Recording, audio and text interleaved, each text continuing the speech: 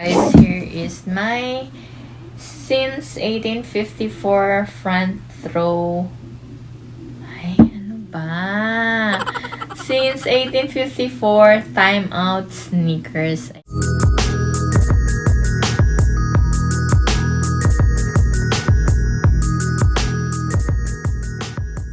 Hi guys! Welcome back to my channel. This is Cathie, and on today's video, we are going to do the unboxing of my since 1854 timeout sneakers. Tama, as you can see on my last video, nagpunta ako para pick upin yung aking front row sneakers. So, ang nangyari, I went back home. Just so happy na hindi talaga fit sa akin yung front row. So, today, nagpunta na naman ang lola niya na South Coast just to exchange my sneakers. At saka dapat isusoli ko na lang siya, pero may mga size 5 na dumating today. So, I just so lucky na mayroong mga size 5. So, bali tatlo yung tinry ko. Pero, sa tatlong time out, itong 1854 na color blue ang aking ipinalit doon sa aking front row sneakers. So, without further ado, let's get started with my unboxing. Eto na.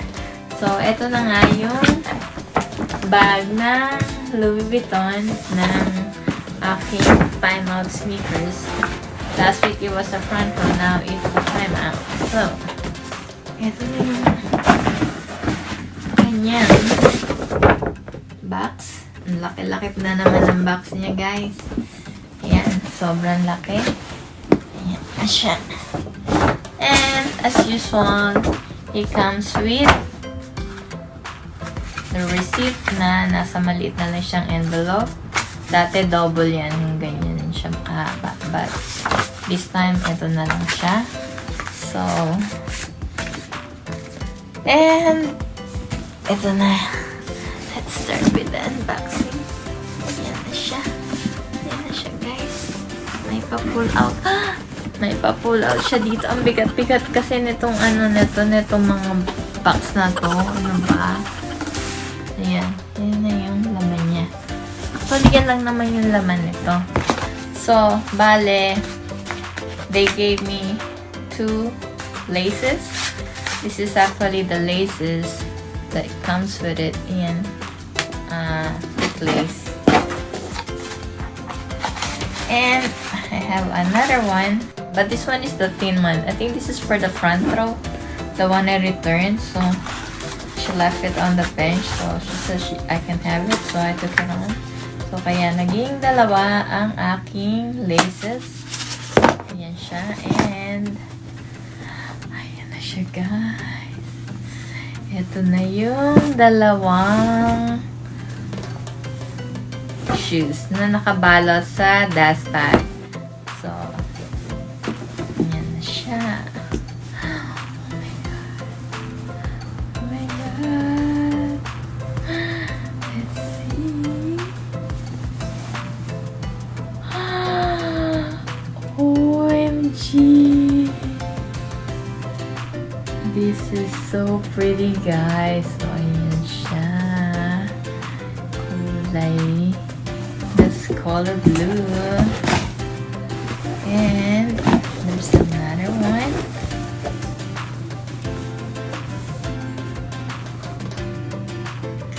Oh my God. Nakaka-inlove siya, guys. Kung na-inlove ako doon sa front row, mas nakaka-inlove to. Color blue. Mahilig ako sa pink. And mahilig din naman ako sa blue, guys. So, this is so good when you wear jeans. Ayan. Or anything color white. Ayan siya. Super ganda niya. Anyway, yung detail features nito, guys. This is like a color blue. Okay. And it's made of a jacquard fabric textile. So, ayan, jacquard yung tawag nila sa textile na yan. And then, it's elevated, threaded rubber outsole. So, ayan, naka-elevate siya. Unlike my front row, if you're gonna see, maano lang siya yung outsole niya. Medyo manipis ito. It's like double. Yan. yung ano niya. Then, Louis Vuitton engraved eyelets. So, yun siya guys. Kita niyo yung eyelets niya. Eyelets on both sides. Yun siya guys. And then, Louis Vuitton label on the tang. So, it has a Louis Vuitton label sa tang niya. Which is says Louis Vuitton. Yun siya guys. And then, yung inside niya, may maano rin siya na logo na colored gold. Yan na Louis Vuitton. Paris. And then, monogram flowers on the outsole. Which is, ayan siya guys. Meron monogram flowers. Sa likod lang siya. Yung iba hanggang dito siya. Yung mga monogram flowers and tatat. But just since meron na yung fabric niya na monogram, hindi na nila nilagyan yung side na yun. So, ayun lang siya. And then, it says, made in Italy.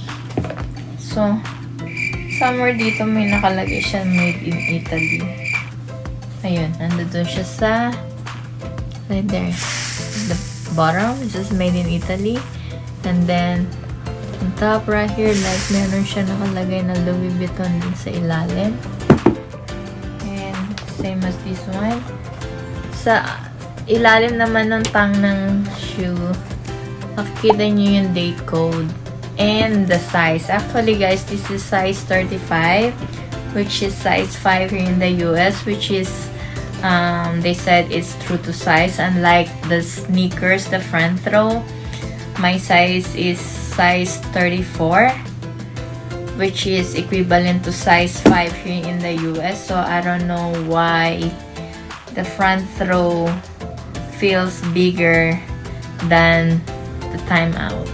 So if you guys are planning to buy the timeout, yes, this is true to size, which is size 35, which is size 5. So far, I tried this in the store. Yeah, and the only thing guys, look, I just tried it today. And look, there's some creases, but over time naman, pag ginamit naman natin, may mag-crease na rin siya. Ayun no, meron na siya mga wrinkles. Parang kailangan na niya magpa-botox. Ayun siya. Pero, I mean, sarap niya sa paa. I mean, parang, I cannot wait to use these shoes. Pero, ayan siya guys. So, super happy naman ako sa outcome nito. So, ayun. So, kung i-compare niyo siya, ayan. Tingnan niyo yung difference ng outsole niya. So, mas malaki to, pero mas fit siya sa paa ko. Pero ito, fit din to sa paa ko. Super sarap din yung ipang walking. Ito. So, but the white one, I don't recommend that one. Like, it doesn't feel good on my feet. And then, this is the Gucci. So, if you want to compare, this is the Gucci. If you're gonna look at the outsole, this is size 34 also. So, yung size nito, size 34, equivalent to size 5 here in the US. Hindi ko alam kung bakit ang gulo-gulo ng sizing nila. Pati ako naloloka na. So, ayan siya guys. So, ayan. Ayan. Ayan siya. See? Diba? Parang, ang laki-laki niya, sapatos. Pero, masarap siya sa paa. And there you go guys. Thanks guys for watching. Please like and subscribe. Bye guys!